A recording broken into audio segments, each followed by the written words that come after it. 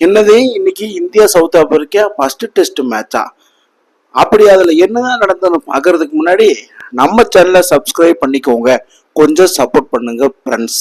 அதாவது இந்திய டீம்ல விராட் கோலி ரோஹித் சர்மா போனதுக்கு அப்புறம் இந்த டெஸ்ட் மேட்சஸ் ஓடிஐ மேட்ச T20 மேட்ச் எல்லாம் நடக்குதா அப்படிங்கிற மாதிரி அவங்க இல்லாம இந்த மேட்சஸ் எல்லாம் பார்க்க முடியல. எப்போ வருது எப்போ போகுதுன்னே தெரிய மாட்டேங்குது. டாஸை வின் பண்ண டெம்போ வர்மா நான் பேட் ஃபர்ஸ்ட் ஆடிக்கிறேன் அப்படிங்கிற மாதிரி சவுத் ஆப்பிரிக்கன் ஓப்பன் பிளேயர்ஸ் பிளேயிங்க்கு வந்தா நல்லா தான் ஸ்டார்ட் பண்ணாங்க ரியான் ரிக்கல்டனும் நம்ம ஏடன் மார்க்ரம்.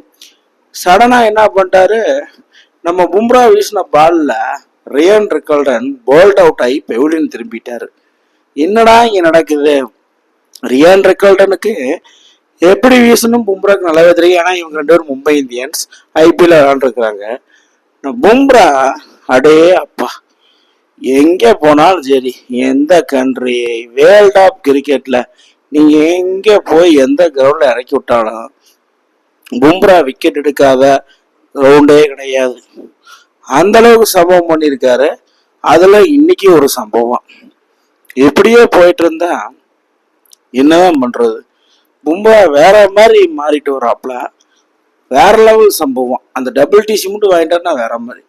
அதே மாதிரி ரியான் ரிக்கல்டன் அவுட் ஆன கையோடைய பின்னாடி அதே ஓவர்லயே பும்ரா வீசின பால்ல கீப்பர்கிட்ட கேட்ச கொடுத்து இந்த பால் எப்படி வந்தது அப்படி திரும்பி பார்க்கறதுக்குள்ள விக்கெட் எடுத்துட்டு போயிட்டாரு பும்ரா. அதுதான் பும்ராவோட மேஜிக். மியான் மேஜிக் போய் பூம் பூம் மேஜிக்னா என்னன்னு தெரியுமா அப்படிங்கிற மாதிரி பண்ணாரு இன்னைக்கு பும்ரா. சம்பவத்தின் உச்சம் அப்படின்னா இன்னைக்கு ஈடன் கார்டன் கொல்கத்தால நடந்தது India South Africa first test மேட்ச்ல பும்ரா பண்ண சரித்திர சாதனை. இப்ப இந்த லெவல்ல வீசும்போது என்ன மாதிரி வரவேற்பு பும்ரா கிடைக்கும் நீங்களே சொல்லுங்க அப்போ. இப்ப இந்தியன் டீம்லயே ஒரு அவுட்ஸ்டாண்டிங் பவுலரா திகழ்றாருன்னா அது ஜஸ்பிரீத் பும்ரா மட்டும்தான். சின்ன வயசு பசங்கள்ல இருந்து பெரிய வயசானவங்க வரைக்கும் பும்ரா தான். பும்ரா பண்ண சம்பவமே கிடையாது. அப்படிங்கிற மாதிரி என்னடா ஒரு வட்டத்துல பும்ராவே விக்கெட் எடுக்கிறாரு, மியான் மேஜிக் எதுவுமே நடக்கல அப்படின்னு பாக்குறதுக்குள்ள முகமது சிராஜ் ஒரு விக்கெட்டு. என்னப்பா நடக்குது இங்க ஈடன் கார்டன்ல? சம்பவத்தின் உச்சம் அப்படிங்கிற மாதிரி போயிட்டே இருக்குது. ஒவ்வொரு விக்கெட்டும் வேற மாதிரி இருந்துச்சு.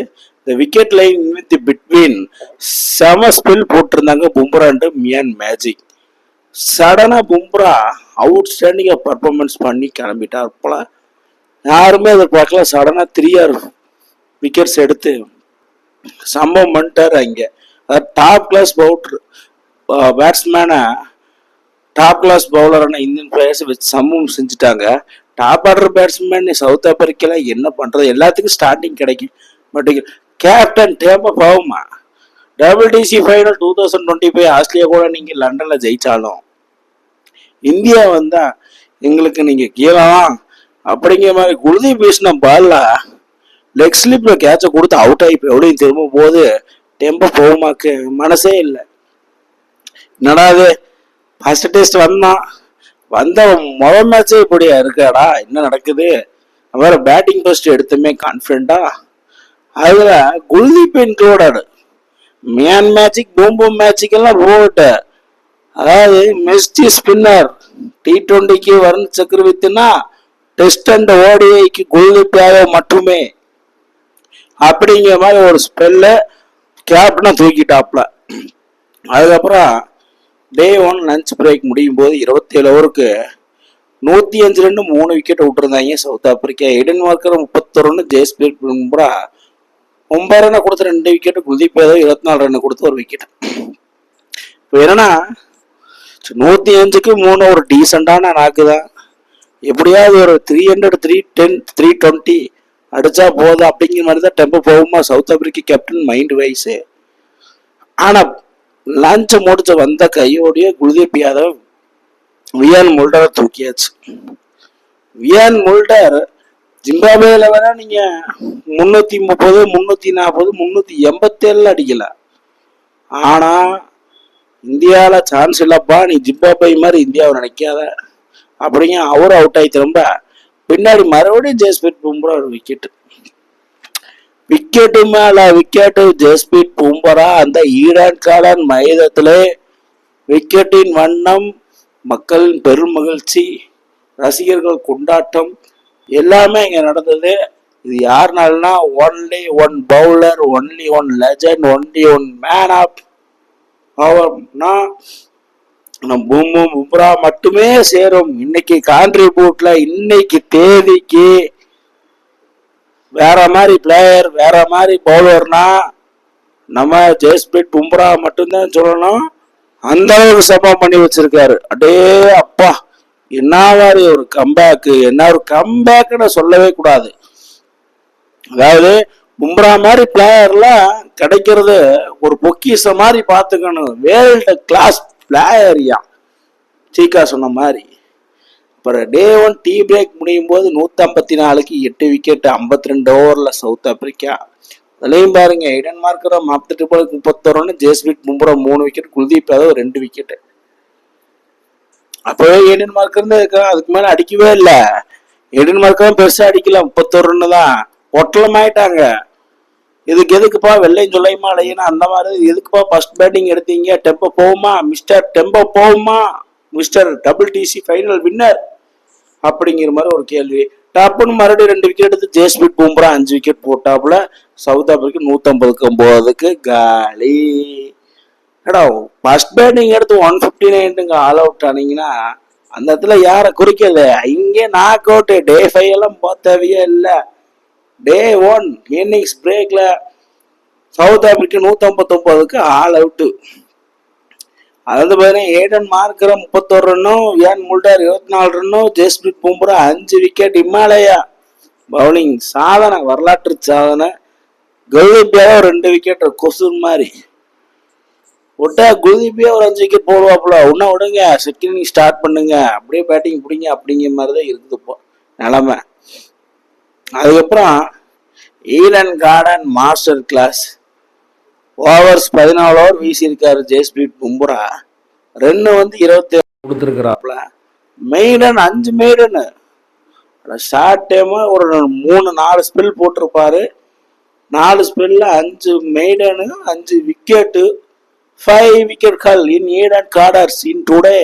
ஜெயஸ்பீட் Bumrah India South Africa first test.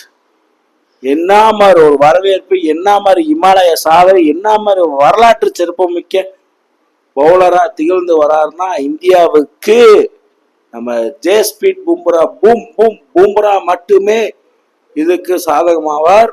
அதுக்கப்புறமா ஈடன் கார்டர்ல அந்த 5 விக்கெட் எடுக்கும் போது அந்த பாலை கையில வச்சு கேப்பை போட்டுட்டு மக்கள் மத்தியில ஒரு சலாம் போட்டு கிளம்பும் போது மக்கள் ரசிகர்கள் கொண்டாட்டம், பெருமகிழ்ச்சியெல்லாம் போய் பெரும் மகிழ்ச்சி, பேராசை இந்த மாதிரிதான் நடக்கும். ஒரு சாம்பியனான WTC 2025 சாம்பியனான டீமை இந்த 159க்கு ஆல் அவுட் எடுக்கிறது அவ்வளவு சாதாரணமான விஷயம் இல்லை.